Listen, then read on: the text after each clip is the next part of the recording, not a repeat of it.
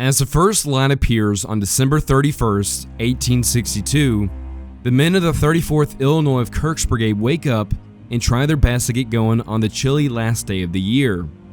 Though close to the rebel lines, they do not expect any assault to come for hours. So for the time being, the Illinoisans mill about camp and cook their breakfast. As the enlisted gather around the campfire to warm themselves, Sergeant Major Lyman Whitney walks out to check on his pickets. Before he can get halfway to his picket line, his sentries run back in abject terror, shouting, "They're coming!" Since no shots have been fired, the sergeant major is quite skeptical. Then, before he's able to walk a few more feet, a sight he will remember for the rest of his life through the haze appears. For as far as his eyes can see is a gray line with blue and red flags flying overhead, all without uttering a single word. Shocked by the sight, Whitney runs back to his line to alert the others. The rebels have gotten the jump on McCook's right wing. The Battle of Stones River has begun. Have you ever wanted to go back in time and alter the outcome of World War I? Now you can with Supremacy 1914, a free online PvP strategy game set during the tumultuous years of the Great War. In Supremacy 1914, you get to choose a nation to lead, compete against hundreds of other players, and build a fearsome army to fight across the world. You decide what goes into your army, from lightning-fast cavalry and hard-hitting artillery to the terrifying early tanks of World War I. Alongside warfare, you also manage your economy to supply and expand your growing empire. The game has also introduced a new hero update featuring Alvin York leading elite stormtrooper units. These stormtroopers are designed to break through fortified positions and shake up late-game warfare. You can forge alliances with other players to build powerful coalitions, or declare war on your neighbors to prove your dominance. And the best part is, you can play Supremacy 1914 on both PC and mobile. If this sounds like your kind of game, join today by clicking the link in the description. New players who sign up through my link will receive 50 shards for the legendary hero Lawrence of Arabia, completely free, a bonus valued at $15. This offer is only available for the next 30 days, so don't wait. Join Supremacy 1914, the free online PvP strategy game set during the historic World War I global warfare.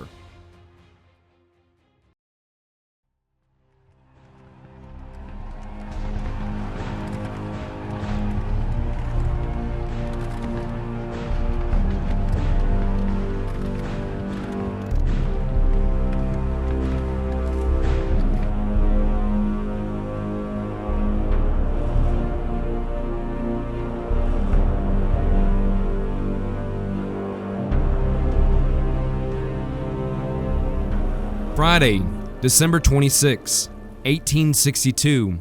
Amid a chilling rain, the soldiers in the Army of the Cumberland rise and begin their advance south against Bragg's sleeping Confederates. As soon as they begin their march, they come into contact with rebel outposts, who withdraw in short order.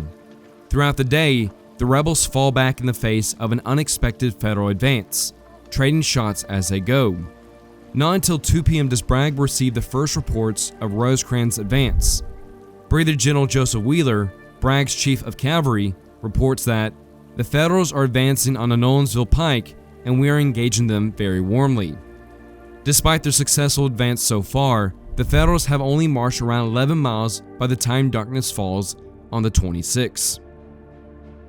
Meanwhile, Bragg, who is back in Murfreesboro, has no idea where Rosecrans intends to send his army. Before he worries about that, he has a much bigger problem on his hands. He has dispersed his army over a 36-mile front.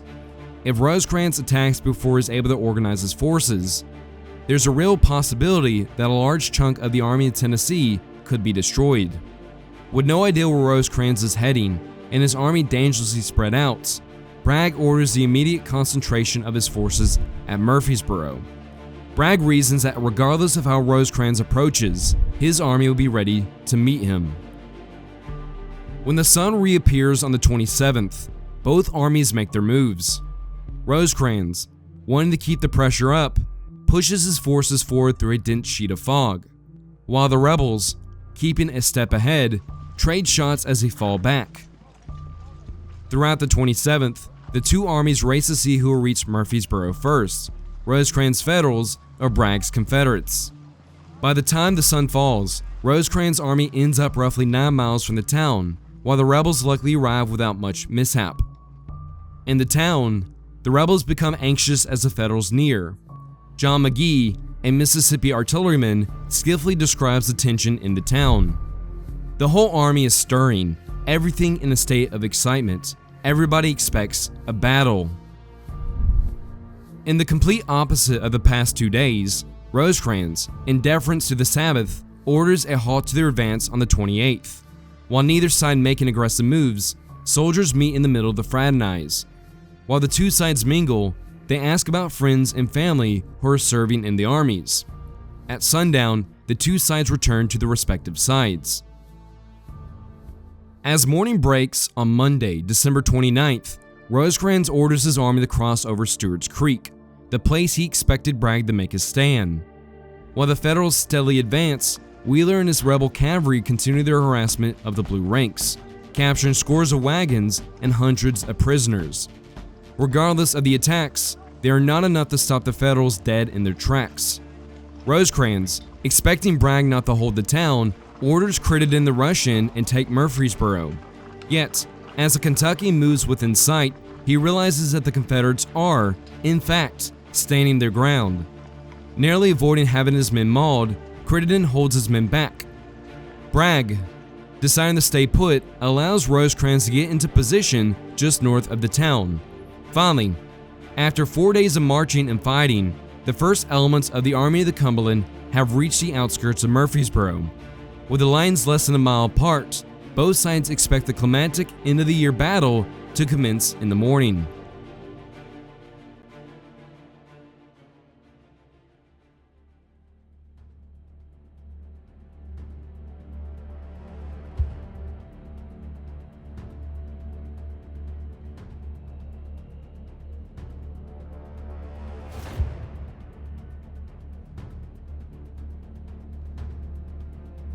Tuesday, December 30th, 1862, dawns rainy and cold.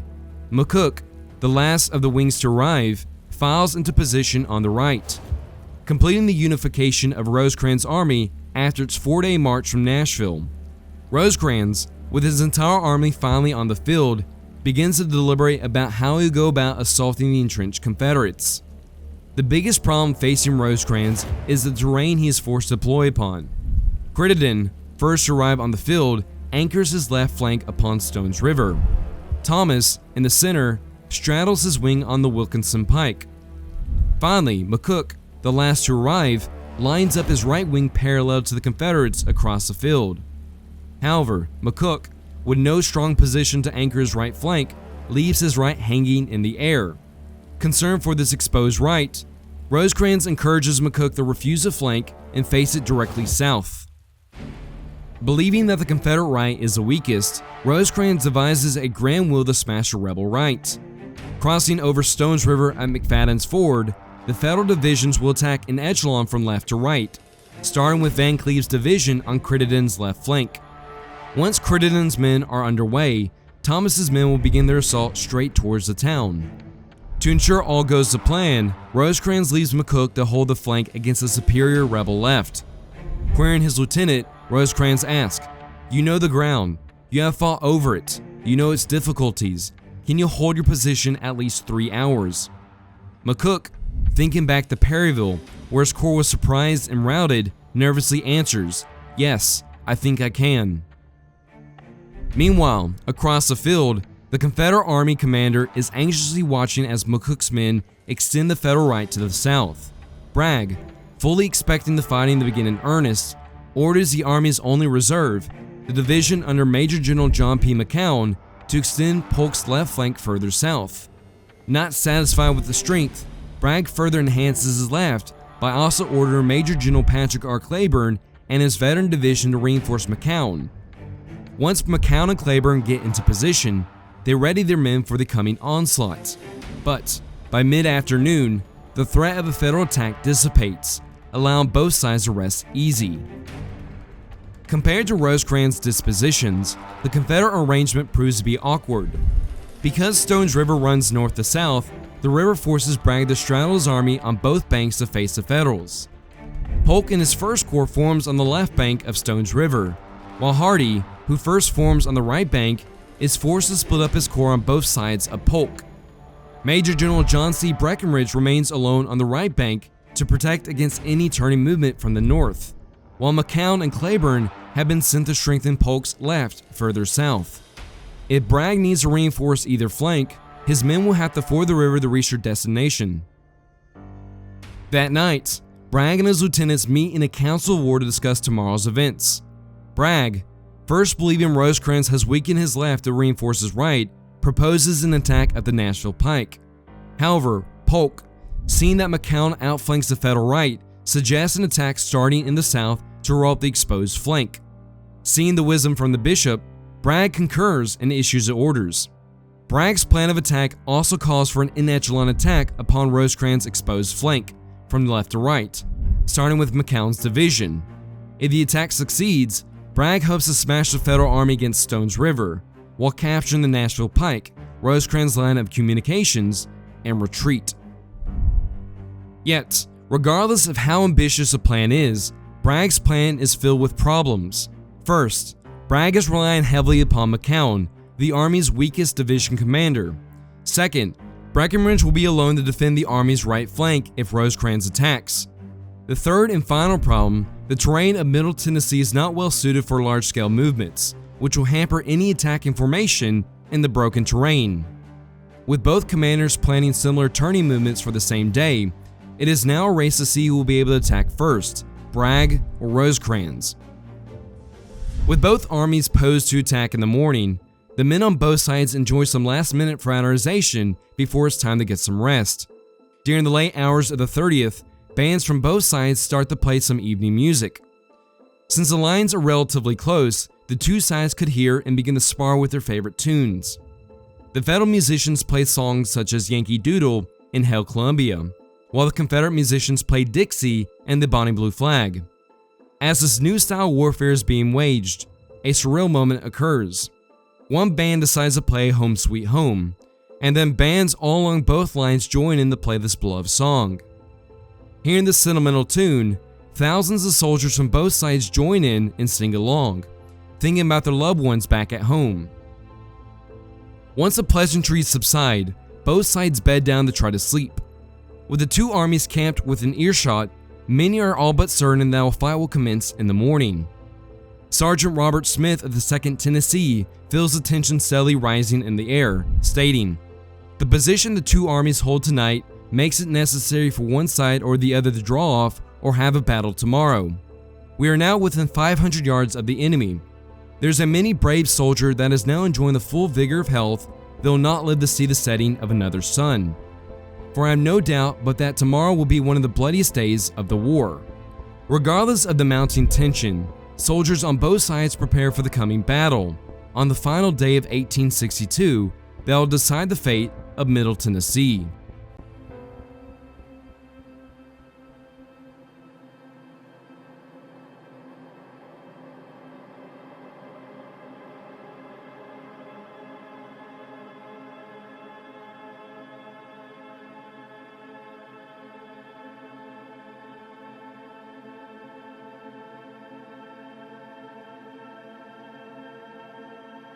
Wednesday, December 31st, the last day of 1862, dawns misty and cold. With anticipation of a coming battle through the roof, both sides rise at 4 a.m. McCook's men, though unsure of rebel intentions, are ordered to arms. Despite the caution, many did not take the warning seriously. Johnson, whose division holds the extreme right flank of the army, does not even believe an attack will happen at all. After waiting for over an hour for an attack to come in the cold, many in Johnson's division stack their arms and cook breakfast. Across the field, McCown's men quietly rise and form their battle lines. With no fires, no breakfast, and no noise, all in the hopes of keeping their activity muffled. McCown, leading off Bragg's attack, has a reputation to regain. Regardless of his prestigious career so far, McCown's reputation has been damaged by his hasty abandonment of Island No. 10 back in March. After a barrage of accusations, McCown was placed under Bragg, who deemed him to be his worst division commander. At 6 a.m., after 2 hours of forming their lines in the frigid cold, the order to advance is sounded. With no shouts and no calls, the Confederates under McCown quietly move forward. Using the corn stalks to hide their advance, McCown's rebels get within 100 yards before being spotted. Pickets from Kirk's brigade flee in terror as they spot the wave of Gray and Butternut closing in. Back at their lines, the pickets shout, "They're coming!" Once spotted, the Federal batteries open up, cutting gruesome holes in the advancing Gray lines. With their cover blown, McCown orders his brigades to charge. The Battle of Stones River has begun. Acre's Texans, leading the assault, only stops momentarily to unleash a volley before charging over the fence and crashing into Kirk's Hoosiers. Shocked by the sudden attack, Kirk's brigade is sent running for the rear while Kirk himself is mortally wounded. Acre, with Rains in support, continues their attack until Willich's unsuspecting Midwesterners, who crack under the pressure of the rebel wave. In no time at all, McCown has successfully crushed Rosecrans' right flank. However, regardless of their success, McCown's men instinctively follow the fleeing Federals to the northwest and away from the battle. This error will stretch Bragg's line farther than the general intended. Nevertheless, the rebel assaults continue. Supporting McCown is Claiborne's veteran division. Due to McCown's drifting, Claiborne's men, who are meant to be in support, are unaware that a gap has formed in their front. Thus, as the Irishman's division advances, they do not expect to meet any resistance. First in their path is Post Brigade of Illinoisans. Johnson's Tennesseans, in the middle of Claiborne's division, run smack dab into Post's line. Johnson, not wanting to stay long in the open, orders his men to charge, which, in short work, routs Post from the field. Meanwhile, on Claiborne's left, Liddell wraps around Post to assault Baldwin's forming brigade. Baldwin's Midwesterners manage to hold their ground only until McNair rolls up to strike their flank. Continuing the attack, the brigades of Polk and Wood make contact with Carlin's waiting brigade. Just like their comrades at other points, Carlin's formation cracks under the weight of the two rebel brigades. Unable to make a stand, the Yankees flee in terror, allowing the rebels to gun them down easily. The massacre is so great that one Arkansan and Polk's brigade wrote, "Dead bluecoats were thick in every direction." Watching the collapse of the Federal right is McCook, who is shocked by the sudden and dramatic destruction of his command. In a little over 2 hours, Bragg's surprise attack is a stunning success. Just like the previous battles of Shiloh and Perryville, the Confederates have once again easily surprised their northern foe. 5 Federal brigades have been rolled up, 1,500 prisoners captured, and 11 guns taken. However, this success comes with a cost. McCown failed to keep his place in line, forcing Claiborne to fill the gap. Their brigades had been badly mauled by their frontal attacks, and the element of surprise is gone. Future attacks will have to contend with prepared lines that will fight for every inch of ground. As McCook's right wing is being washed away in a sea of gray, an oblivious Rosecrans orders Crittenden to begin his assault on the other side of the field. Van Cleve, rousing his men for battle, sends off his brigades one at a time to cross Stones River at McFadden's Ford. Once seen off Van Cleve, Rosecrans returns to his headquarters to find alarming news. McCook is being pressed hard and has taken heavy casualties. Responding to the news, Rosecrans declares, "We must win this battle." Soon, the sounds of battle begin to grow ever louder off in the distance, while the first signs of the early morning debris appears. Survivors from the shattered right flank fled by shouting, "The right wing is broken!" Watching the calamity grow, Rosecrans leaps into action. With no time for delegation, he directly orders units into action. First, he recalls Van Cleve's division back to the western bank. Second, he orders the brigades of Harker and Haskell to reinforce the right. At the same time, Thomas sends Russo's reserve division to the right as well. Despite being pushed heavily on the right, Rosecrans is risking a week left to save McCook from destruction with only 2 brigades to face off against Breckinridge's entire division. With his initial deployments underway, the Army commander begins preparing his last line of defense along the Nashville Pike. Back at the front, it is time for Cheatham to join the fray. Yet, just as daylight arrives, things start to go awry. Bragg intends for his divisions to attack in succession, and the first two have. When it comes time for Cheatham's division to attack, the Tennessean dallies. For the next hour, Cheatham's men stand idly by as the sounds of battle beckon off to the west. This delay is due to the general becoming so inebriated that he falls off his horse while riding his lines. Seeing the mess developing in his sector, Polk decides to reorganize Cheatham's and Withers' divisions to better facilitate their attack.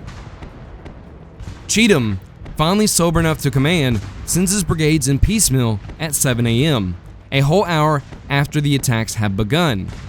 Leading off Cheatham's attack is Loomis's veteran brigade of Alabamians. Loomis's men strike the left of Davis's division, being held by Woodrow's Illinoisans, who, by this point, are fully aware they are being attacked. Prepared, they riddle Loomis's ranks and wound the general himself. Watching the Alabamians falter, Private James L. Veer writes, "We waited till they got near enough and gave them a sudden volley, which staggered them, and they had to stop." After reforming their ranks, the Alabamians give another rebel yell and charge the Yankee defenders, who barely hold in the contest. Sill, whose Pea Ridge veterans are stationed just to the left, are forced to help Woodruff deal with Loomis's advance. During the fight, Sill is killed instantly with a shot to the head.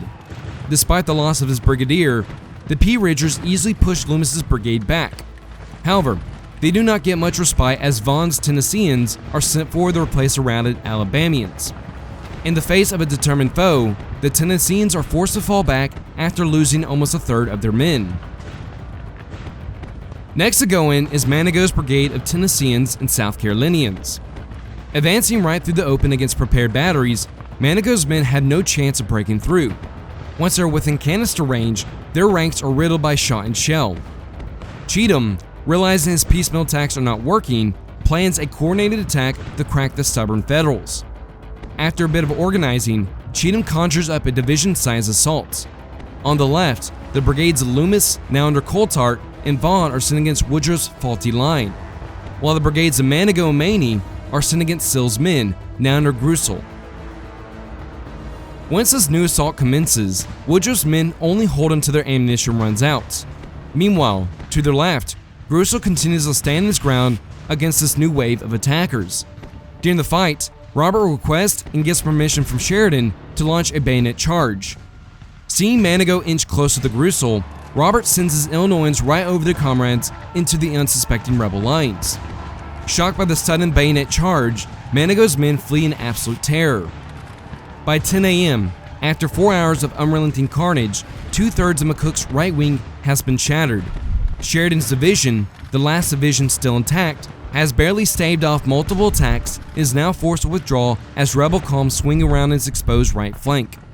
Bragg, satisfied with the success so far, readies Polk's corps to step off against the blue lines.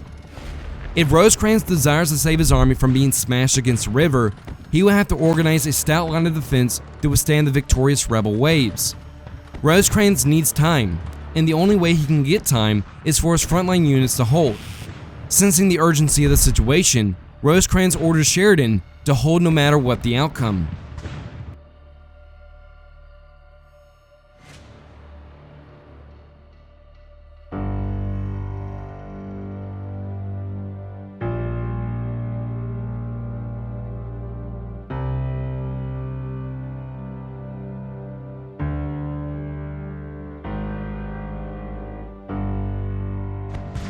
With the two right divisions of Johnson and Davis smashed, it is now up to Sheridan to hold the Federal right flank. With rebel columns trying to curl around to the right, Sheridan refuses his flank and forms the division into a shape resembling a tilted L. Meanwhile, Negley's division moves up to connect with Sheridan to form a solid front on the left, while Russo's reserve division reinforces the right. The position Sheridan selects to make his stand is an excellent one, with good cover from the cedar trees and limestone outcroppings, fronted by open plowed fields. It proves to be an ideal place to defend. Claiborne, wanting to press his advantage while the enemy falls back, pivots his brigades to the east and aims them towards the cedars. Wood, leading the division, makes a half-hearted assault upon Sheridan's line. After a few artillery rounds rake his position, he falls back. Polk, to the left of Wood, tries to cope with the heavy artillery fire coming from the trees, but is unable. Johnson, swinging around Polk's left into action, runs right into Grusel's waiting line. Once within range, scores of Tennesseans drop. The ambush is so complete that Johnson believes he was hit by friendly fire and falls back. Meanwhile, Wood, looking for another go at the Federals, pitches into Beatty's Kentuckians. The assault proves to be short-lived, with Wood's men falling back not long into the fight. Realizing how stubborn the position is, Claiborne brings up his artillery to soften Sheridan's line. However, in the artillery duel, it is actually Claiborne's men who suffer from accurate fire from the Federal guns. Further to the right, Cheatham is sending his lines against the apex of the Union line. Manigault, realizing his thin brigade will not be able to crack the Federal line alone, requests support from Anderson and Maney. Yet, when Manigault unleashes his men, they attack without much support. Neither Manigault nor Maney makes it close to Sheridan's line. During the short fight, Roberts, trying to keep his men steady, is struck by 3 bullets and slumps down. The colonel of the 27th Illinois, Basilio A. Harrington, tries to take command, but an incoming shell mangles his head. Meanwhile, Anderson, tardy to the action, sends his wild Mississippians in against Stanley's brigade and is riddled in the attempt. Despite all the carnage Sheridan's men have inflicted upon the attacking rebel lines, their ranks are teetering on the brink. After holding the Cedars for over an hour, Sheridan has lost over a third of his men and the second of his brigadiers. Ammunition is close to being exhausted, and many are fixing bayonets in anticipation of the next rebel assault, an assault they do not have to wait long for. Sensing the impending collapse of the Federal line, Cheatham sends Manigault with Maney and Vaughn in again to strike the Bluecoats. While Sheridan's men are attacked from the west, they are also hit on the right by the arriving brigade of Tennesseans under Stuart. Old Strait, sending to reinforce the sector, is too much for the defenders to handle. Once close enough, Stuart's fresh men charge in and finally crack Sheridan's tenuous hold over the Cedars. Realizing his division cannot hold any longer, Sheridan orders the men to abandon their position and retreat to the northeast. During the retreat, all the guns are abandoned in the flight, while Samuel A. Linton of the 21st Ohio, running as fast as he can, overhears the Confederates shout, "Halt, you damn Yankee son of a bitch!" With so much death and destruction in the vicinity, the Cedars will take a new, more ominous name, the Slaughter Pen. As Sheridan's division collapses in the face of the Confederate onslaught, Negley's division in Thomas's center wing finds itself in a precarious position. With their allies running for the rear to the right, and the rebel brigades not so far behind, Negley realizes they will soon turn against his command as well. Reacting quickly, Negley orders Stanley's brigade to retreat before they are cut off. Meanwhile, further east, Miller's mainly Ohio brigade braces in the face of Chalmers' charging Mississippians. Right before the two lines meet, Lieutenant Colonel James Niebling of the 21st Ohio beseeches his men to give them hell by the Acre, boys. Yet, before the Buckeyes can make contact, the Mississippians break off their attack. With Chalmers' Mississippians withdrawing, the oldest brigadier in Bragg's army, 61-year-old Daniel S. Donaldson, waves his Tennesseans forward. Despite suffering multiple blasts of canister that tear bloody gaps in their lines, Donaldson's men push Cruft's Kentuckians back at the point of the bayonets. The victory is not without its cost though, as the 8th Tennessee loses its colonel and 306 of 472 men, a staggering 65% of the regiment.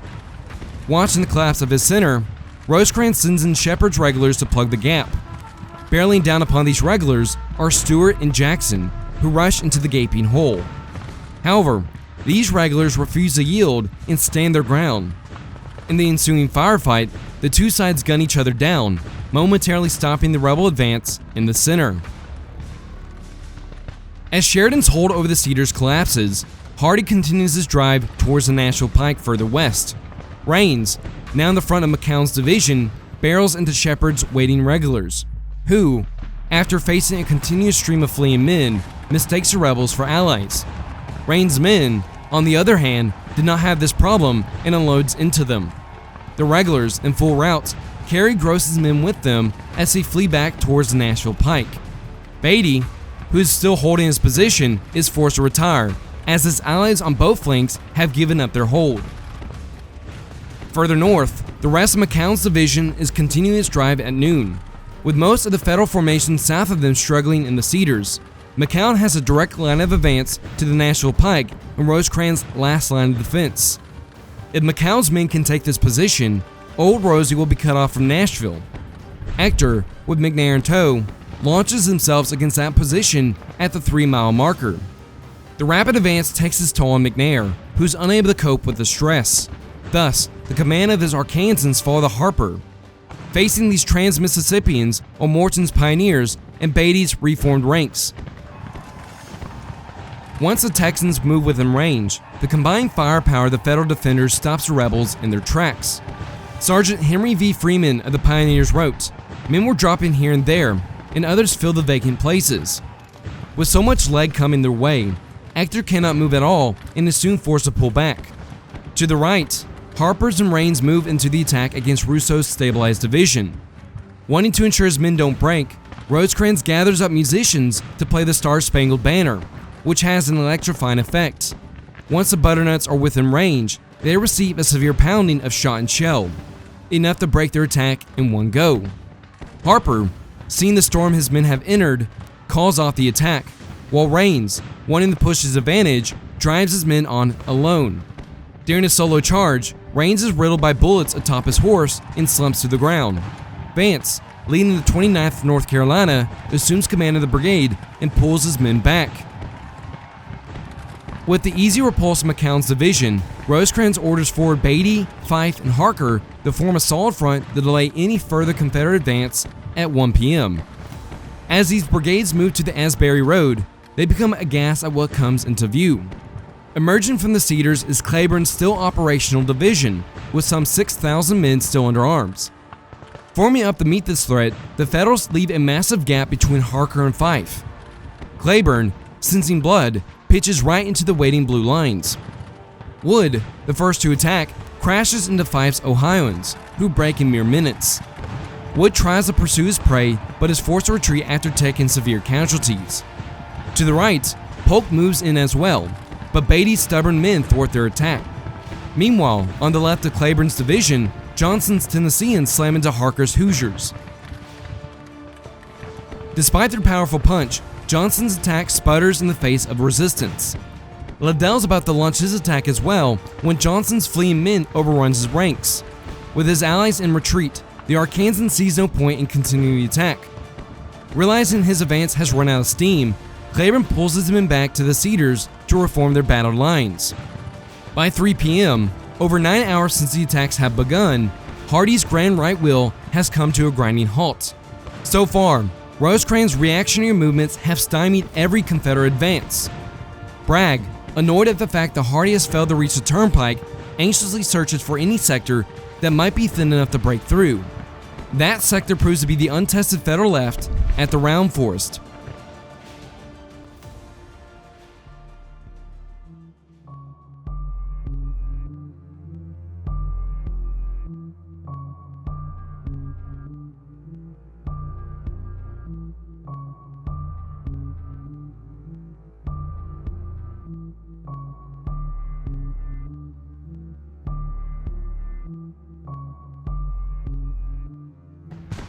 Though beaten back from the original line, Palmer's division still retains its fighting ability.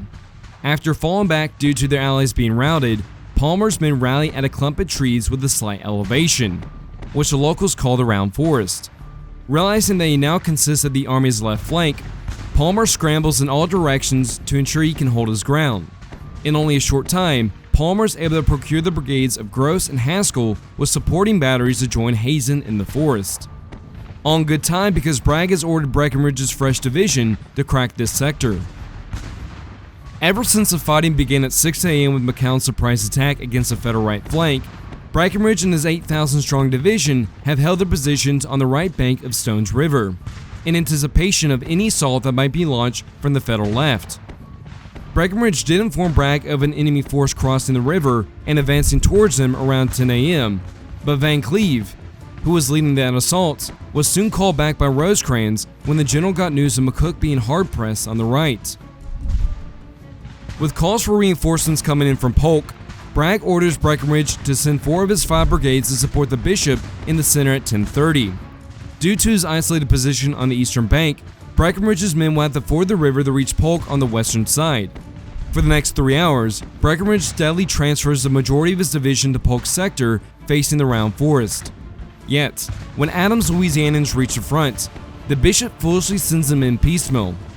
Bragg, in a rare instance of inspiration, declares to the men, "Louisianians, the enemy's right wing has been routed, and we are steadily driving it back. He still stands firm in the center.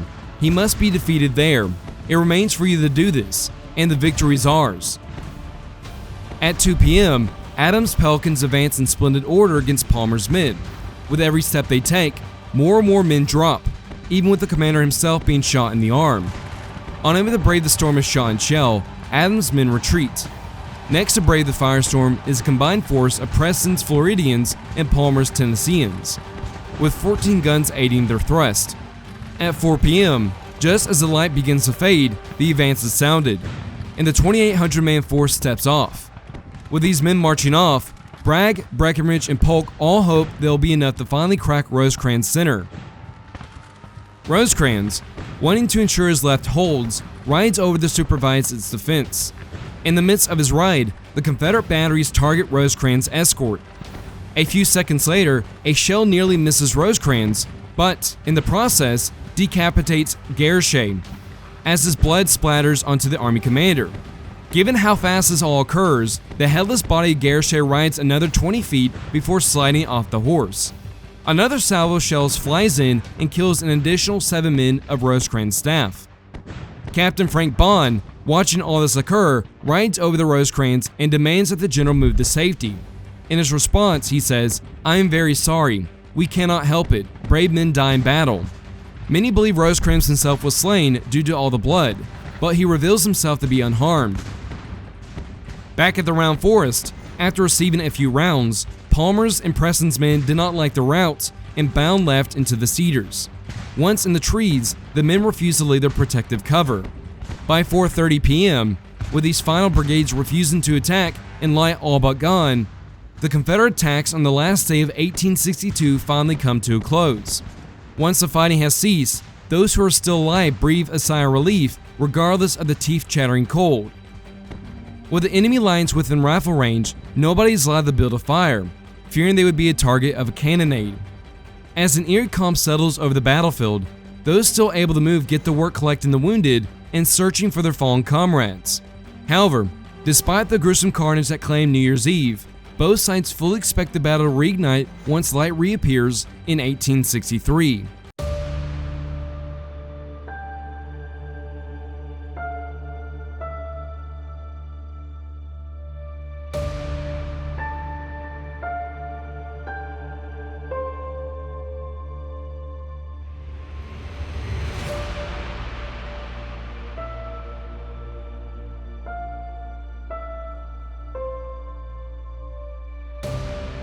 At midnight on Thursday, January 1st, 1863, Rosecrans and his lieutenants gather in his headquarters to discuss the next day's options as anxiety fills the room.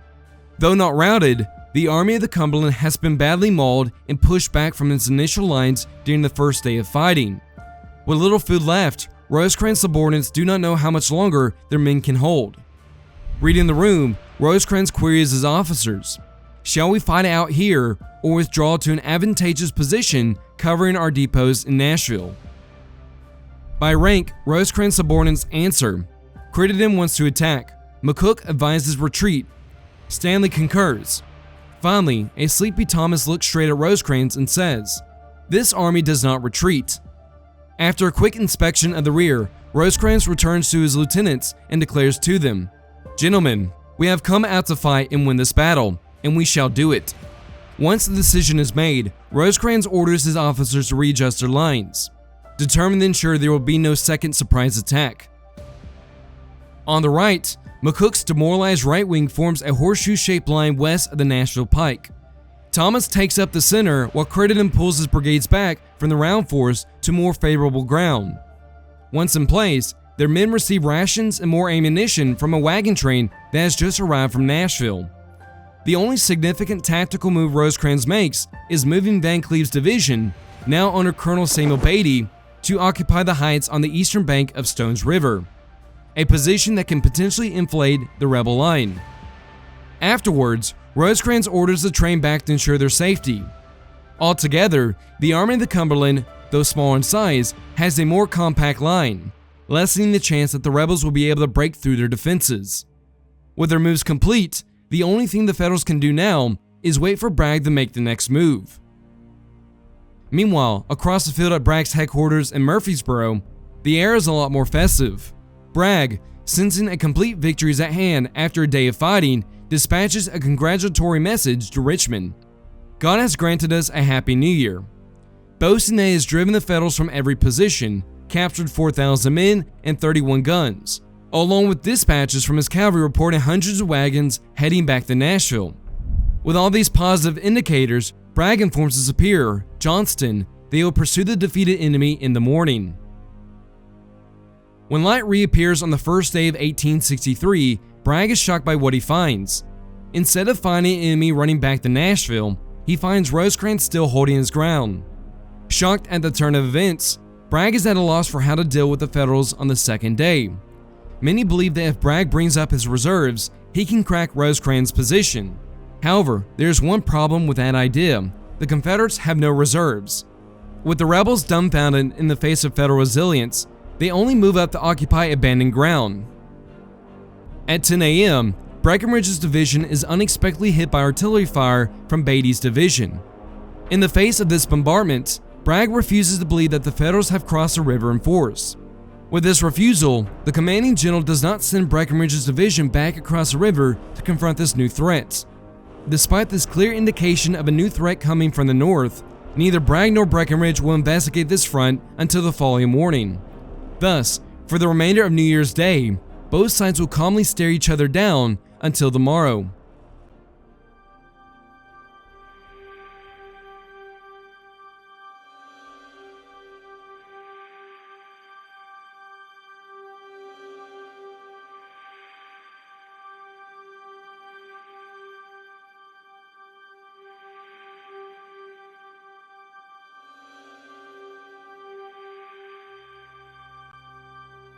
Friday, January 2nd, 1863, dawns gray and cold. Once there is enough light to see, the two sides unleash their batteries upon each other. Yet, despite the rage of shells flying overhead, neither side makes any attempt to bring on a general engagement. Meanwhile, on the eastern bank, Breckinridge becomes increasingly worried about the Federal presence on his side of Stones River. After sending a scouting party, Breckinridge is startled to learn that Rosecrans intends to bait him into attacking, in the hopes that he will move within range of the batteries on the western side. At noon, once Bragg gets word of the activity on the right, he summons Breckinridge to his headquarters. After sending his own scouting party, Bragg is stunned to learn that the Federals can rake Polk's lines from their new forward position. Because of this unavoidable threat, Bragg is left with two options: either dislodge the Federals or withdraw from the field. The general, believing that victory is around the corner, informs Breckinridge that his relatively fresh division will drive the Federals from their side of the river. In Bragg's eyes, due to Breckinridge's negligence in allowing the Federals to cross, it will be up to the Kentuckian to rectify the situation. Breckinridge, shocked by the order, is insensible and protests. Bragg, however, is not having any of it and responds, "Sir, my information is different. I have given the order to attack the enemy in your front and expect it to be obeyed." Steaming, Breckinridge rides off and forms a division for the attack. Though Breckinridge has never been on the good side of Bragg, their relations were severely strained due to the recent execution of Private Asa Lewis on December 26, who was caught leaving the 6th Kentucky after believing his enlistment had expired. Breckinridge protested the sentence and barely staved off mutiny from his own Kentuckians.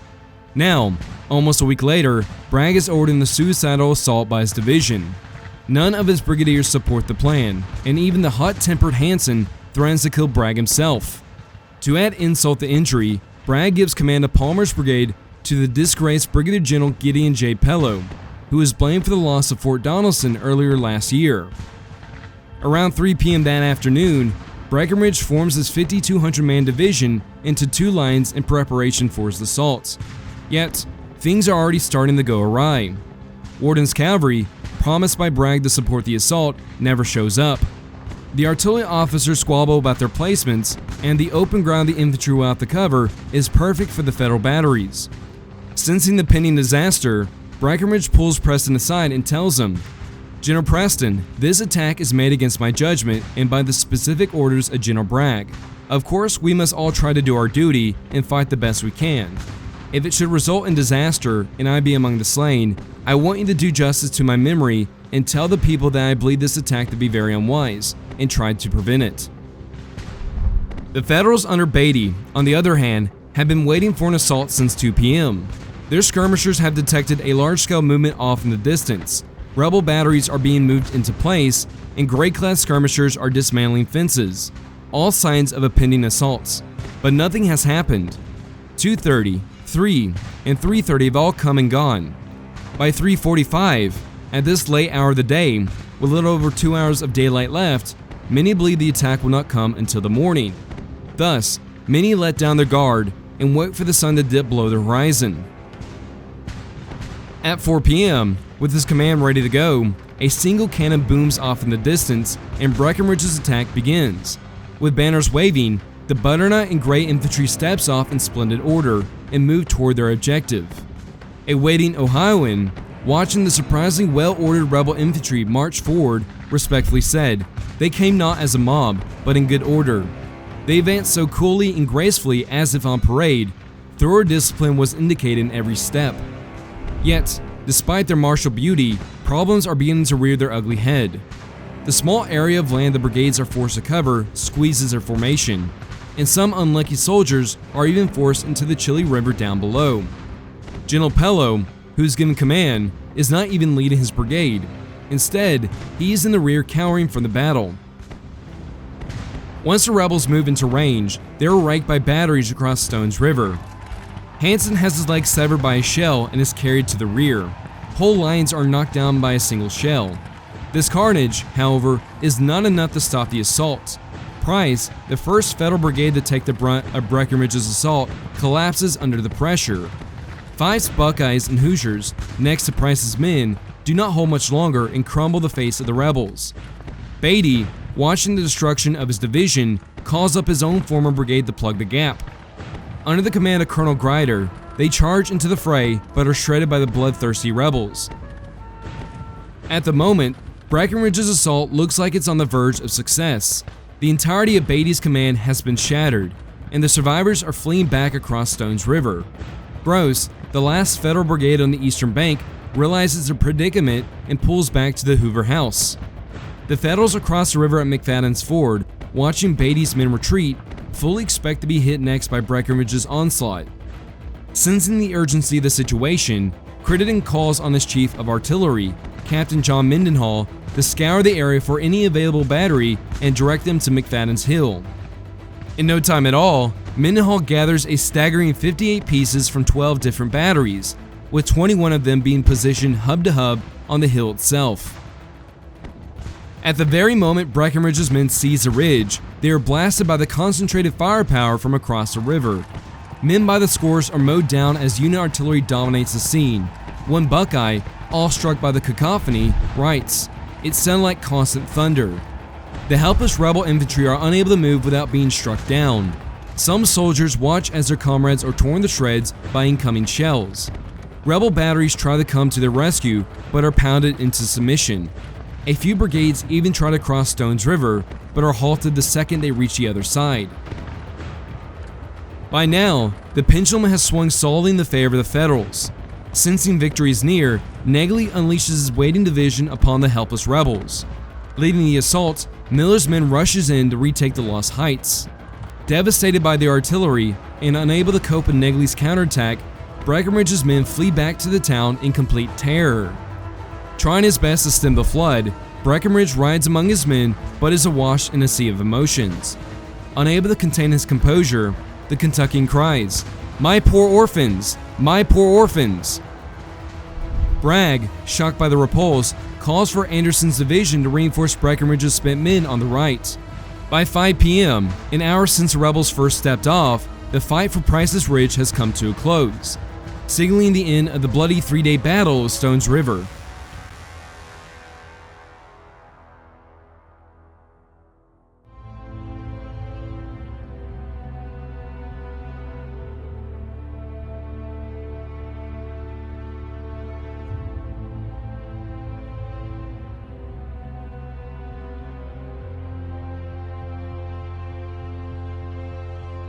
Saturday, January 3rd, 1863, the morning dawns raining cold. The festive air that reigned on New Year's Day is no longer present. Rather, it has been replaced with an anxious, grim reality. With Rosecrans refusing to retreat from the field and the Federals back in command of Price's Ridge, there is little that Bragg's army can do now to uproot the Federals. Instead of trying to find another way of turning around their bleak situation, Bragg's subordinates are now clamoring for a retreat. In every sector, calls for withdrawal grow ever louder, with Polk's message being the most poignant. I greatly fear the consequences of another engagement at this place with the enemy's army. We can now perhaps get off with some safety and with some credit if the affair was well managed. Despite being determined to stay where he is, Bragg receives increasingly bad news as the day goes on. Reports come in that Rosecrans has received heavy reinforcements, increasing his estimated strength to approximately 70,000 men, while the rebels' only reinforcements are the 37th Mississippi. With his force badly mauled from the battle, and with little reinforcements to offset those losses, Bragg, Hardee, and Polk all agree that a retreat is imperative. Early the next morning, the battered and bruised Army of Tennessee leaves the confines of Murfreesboro in the pouring rain, bound for Tullahoma, thus leaving Rosecrans in command of the field. As the rebels vacate the town, they see the job of dealing with the thousands of men who are either killed or wounded to the Federals. Once they begin clearing the ghastly debris from the battle, it becomes apparent that a massive loss of life has taken place at Stones River. The only thing that turned out to be roughly equal is the Butcher's Bill.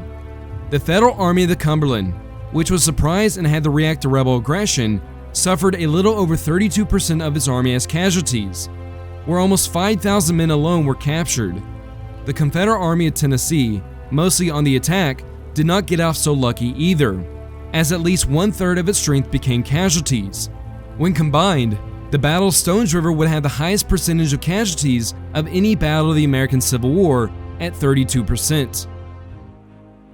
When Rosecrans receives word that Bragg has withdrawn, he telegraphs Stanton that God has crowned our arms with victory, the enemy is badly beaten and in full retreat. For the Union, Stones River was a much needed victory for a winter that was full of setbacks, such as the devastating losses at Fredericksburg and Chickasaw Bayou. Rosecrans becomes the darling of the nation, soaring higher than his former superior, Grant, who's currently floundering in the Mississippi swamps. Writing to Rosecrans, Lincoln said, "God bless you and all with you. Please tender to all and accept for yourself the nation's gratitude for your and their skill, endurance, and dauntless courage." After the dismal loss at Fredericksburg, Stones River was the victory Lincoln needed, which he could use to usher in the Emancipation Proclamation, which went into full effect on January 1st, 1863.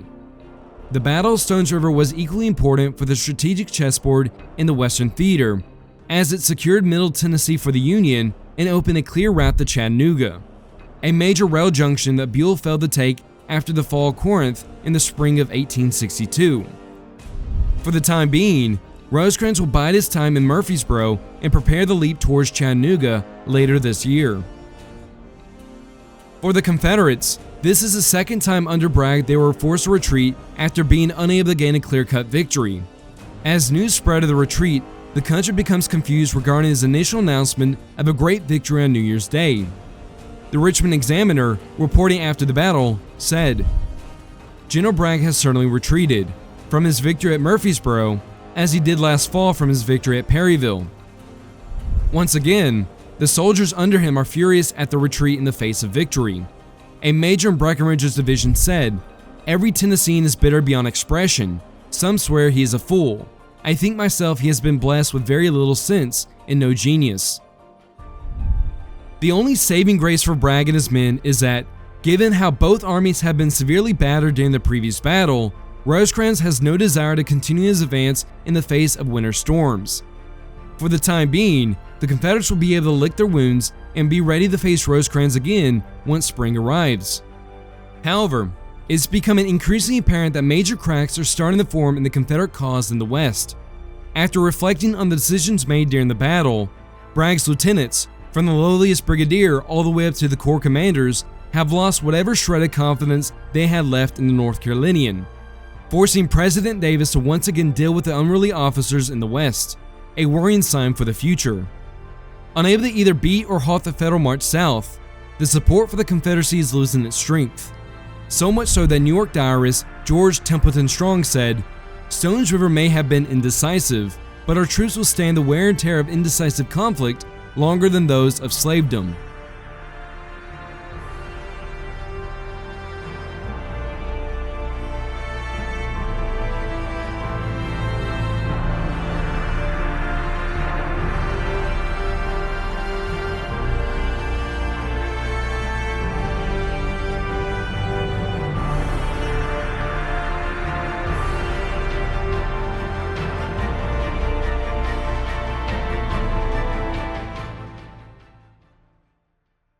Thanks again to Supremacy 1914 for sponsoring this video. Download the game from the link in the description and get 50 hero shards for the legendary Lawrence of Arabia, free, a $15 value.